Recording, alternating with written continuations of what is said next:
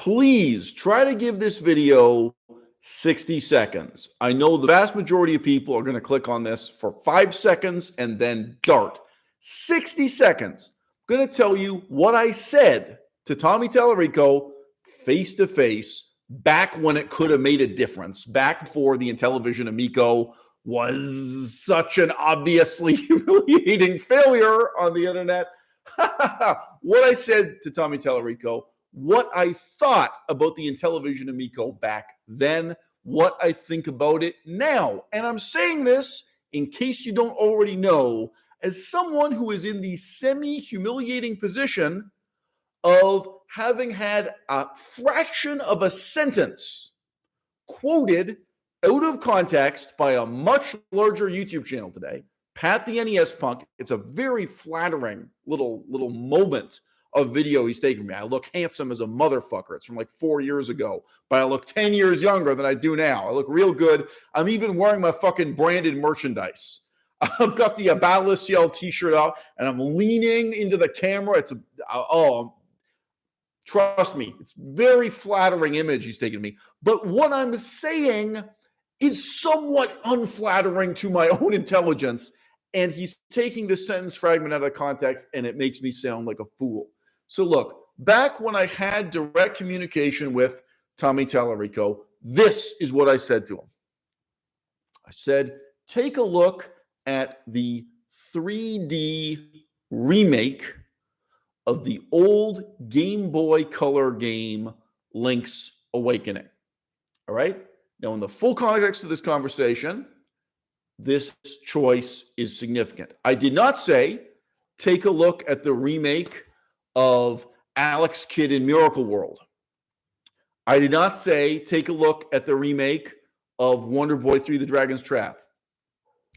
I said, if you look at what Nintendo did with the remake of Link's Awakening,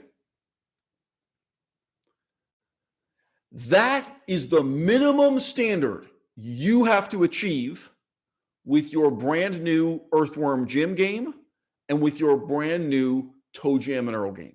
Because at that time, Tommy was promising he was going to have a unique original Earthworm Jim game on the Intellivision Amico, exclusively on the Intellivision Amico, and a unique original Toe Jam and Earl game.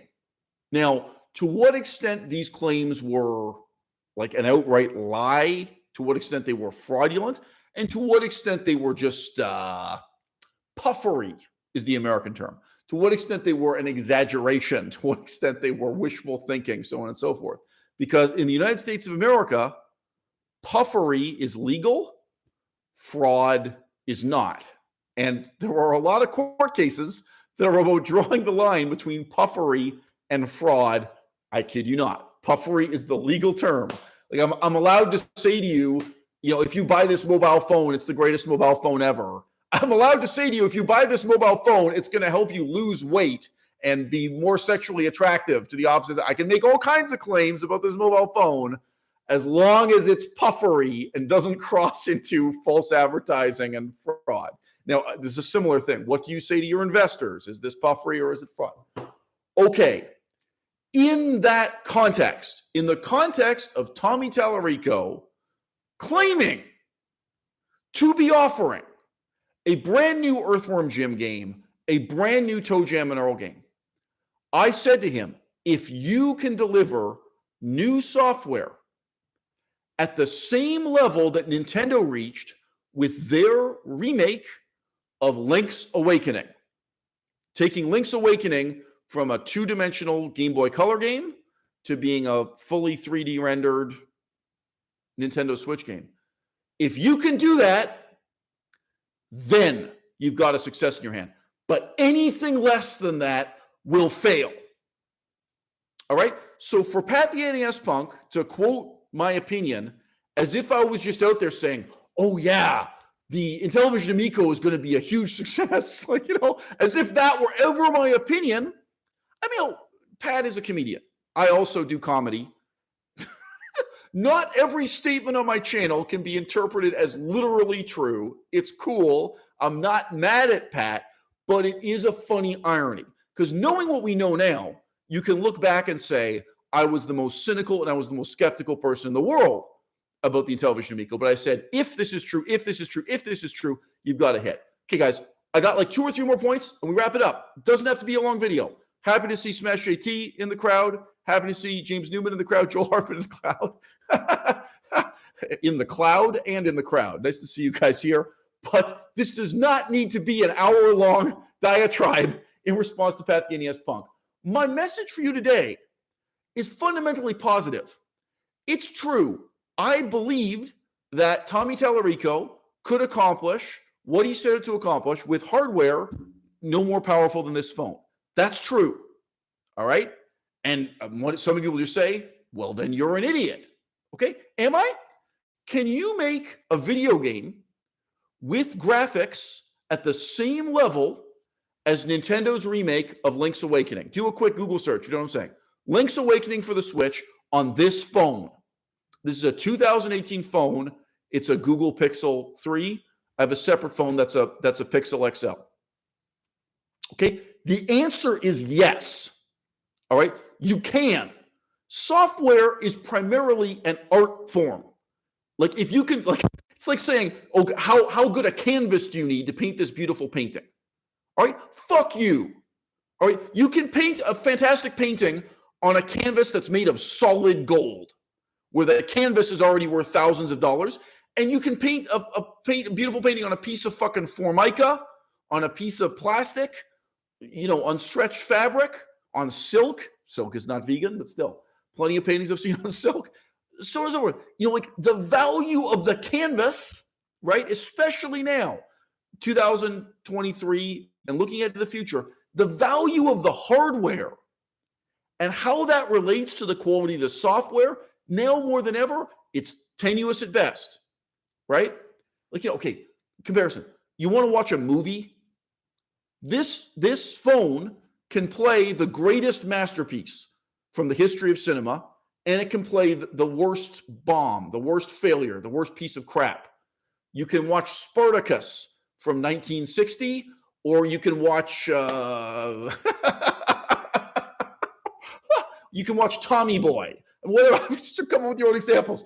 The quality of the movie and like the quality of your viewing experience, is it going to be different if you compare this cell phone to watching it on a high-end PC with a video card where the video card alone costs $1,000, say, like a really high-end PC that's doing teraflops per second. Now, guys, back in the day, in case you hadn't guessed, I'm old enough to remember, there was a time when the quality and power of your computer really mattered for whether or not you could play a movie and whether or not you could play a video game. But we have, in general, made a transition into a period of time when, yes, I do think it's possible to have a successful new software product that's made to run on this hardware, that's made to run on a phone from 2016 or 2018, that's going to meet those specs, and that's going to be fantastic.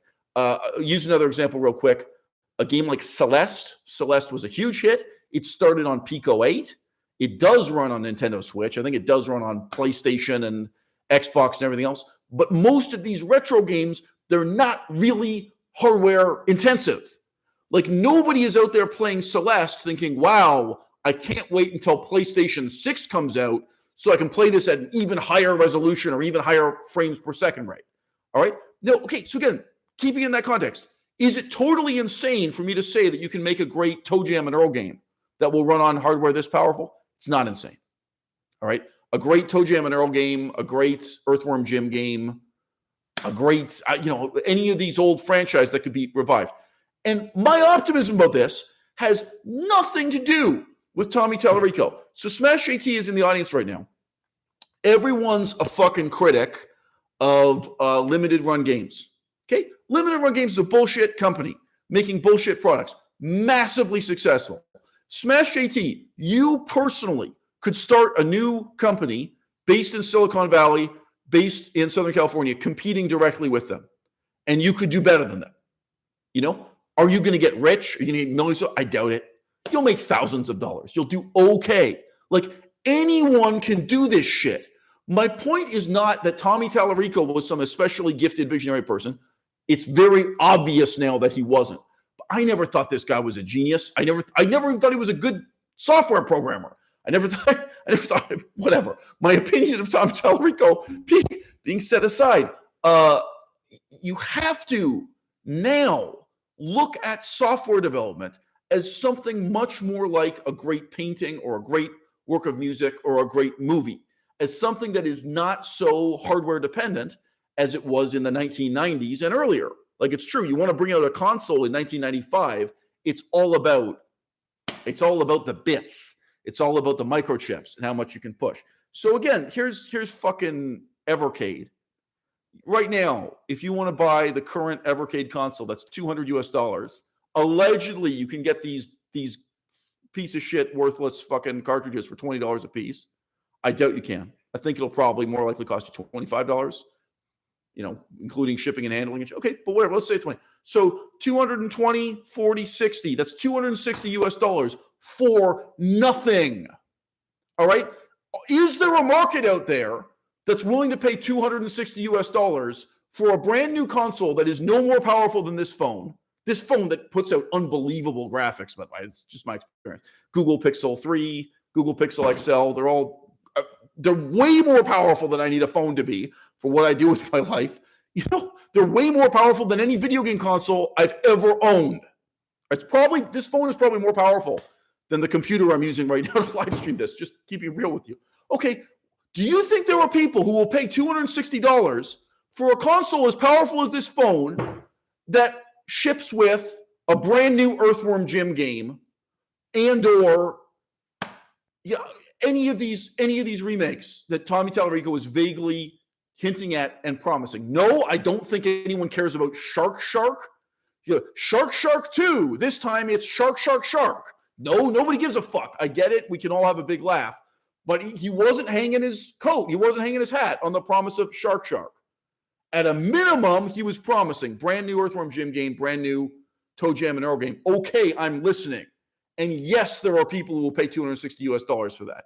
Everything else Tommy did wrong. I mean, obviously the controller is a fucking lark. He made all kinds of bad decisions with all kinds of things.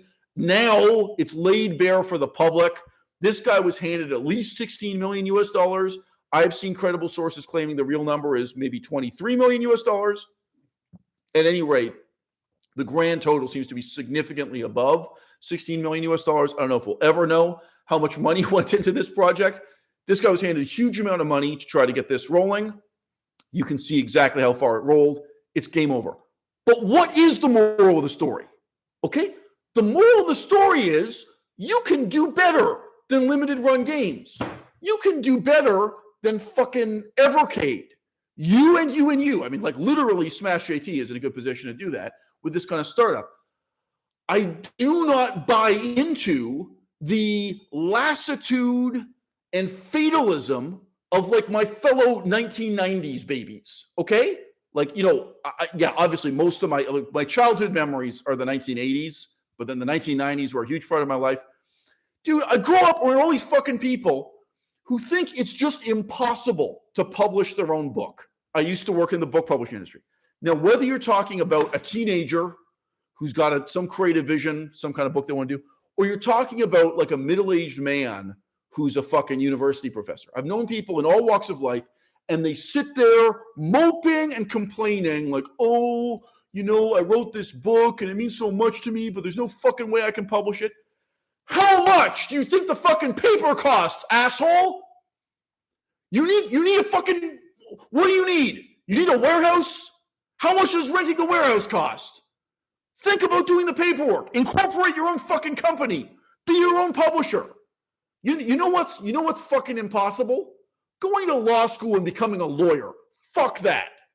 There's some things in life where I'll just straight up say to you, no, do not waste 5 years of your life. Do not waste 10 years of your life becoming a lawyer.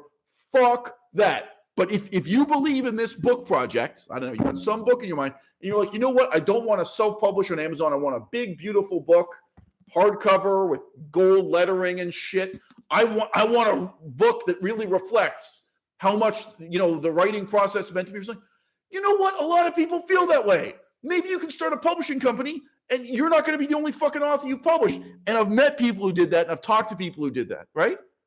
Like, in this sense, I am trying to share with you my enthusiasm. Like whether it is software development or it is filmmaking or it is book publishing, yes, you can. Do not sit around waiting for some pre-existing corporation to get out a sword and give you a fucking knighthood. Like, oh yeah, the doors are going to open at Penguin Publishing House. The executives at Penguin Publishing House are going to recognize your genius. They're going to welcome you into the fucking boardroom. And they're going to take out the sword and they're going to lay it on one shoulder and say, I declare you an author. Fuck that. Okay? If you have a new vision for music, like punk rock, you know what? You probably have to start your own fucking record company. That was already true in the 1970s. Schoolie D, groundbreaking rapper. A lot of people say Schoolie D was the first gangster rapper. He was the first antisocial rapper. Schoolie D was this breakthrough figure in rap. And at the beginning, he was so obscure. A lot of people found out about Schoolie D actually because of the Beastie Boys, because the Beastie Boys used a lot of samples from him and really shouted him out a lot. I think most of his stuff couldn't get played on the radio. Gee, do you think Schoolie D was sitting around like, hey, I have this bold new vision for music and hip hop. I'm going to wait until fucking Columbia Records, until some giant corporation opens up the doors and welcomes me in and gives me a fucking knighthood and offers me a contract, and they offer to pay me for this. No, he started his own fucking record company. And so can you. And like, guys, a lot of things in life you can't do, all right? Don't try to become a medical doctor. Fuck that. Don't try to become a nutritionist. I'm vegan, so is Tommy Tallarico. I have been tempted to go back to school and get the fucking credits in biochemistry and all this shit and spend years of my life just so I can have the piece of paper that says you are an expert in nutrition, so I can stand here and tell you to stop fucking killing yourself by having bacon and eggs and yogurt for breakfast. Yes, I know this piece of paper to prove my opinion counts more than yours. Stop eating bacon and eggs for breakfast, you fucking moron. Yes, what a great use of 10 years of my life and like over $100,000. How much in the United States of America? How much did that course of education cost? Maybe 200,000. Is it? No, some of these things, just the process of credentialization is not worth it. And what you put in versus what you get out is not worth it. But a lot of things in the creative arts and a lot of things in that strange area where the arts overlap with business, you can do it. You can get the ball rolling. And, you know, some of you think, oh, well, you know, like starting your own line of software is too intimidating. Some of you think, oh, well, starting your own console is too intimidating. Well, you can start with just a fucking piece, right? I talked to a guy who started his own joystick factory in Mexico, right on the border with the United States of America. Do you know what it takes to start your own high-end joystick factory, like arcade quality joysticks? He has a fucking wood shop. You buy a jigsaw, a literal jigsaw. That's where we get the word jigsaw puzzle from. You buy some planks of wood. You buy a saw. In Mexico, how much do you think that costs? You get a warehouse. You get some cats in the warehouse so there aren't rats eating your fucking joysticks. You know what I mean? You import the parts. You start assembling them. And hey, you know what? If it's a success, maybe that's, you know, the first step on your way to having your own console or whatever the fuck it is you want to do. All right? You have to think about these challenges in terms of the creative arts. And guys, the real moral of the story with Tommy Tallarico is positive. You've got to look at this guy and say, if this complete moron can do this, if this idiot can raise over $16 million with nothing but a fucking promise, nothing but a dream, what can I do? You know, don't just look at success stories. Don't just talk to people who are successful. Go in and talk to people who are failures and examine the failures. And when you meet that person who's a failure, ask yourself, what's the difference between me and him? I have met and spoken to people in the book publishing industry who were failures. And you know what? I can fucking tell you right now what the difference is between me and him. I'm so much smarter than that guy. I'm so much more hardworking than that guy. I know the market. I understand the product. I understand how to play to win. Right? Well, you fucking take a look at Tommy Tallarico, and now you look at the fucking mirror. All right? Tommy Tallarico is a goddamn joke. The failure of the Intellivision Amico, it's a cautionary tale for our times. But what you have to take from it is a kind of encouragement. You want to change the world? Get to work in that strange gray area where the creative arts overlap with for-profit business. Yes, you can.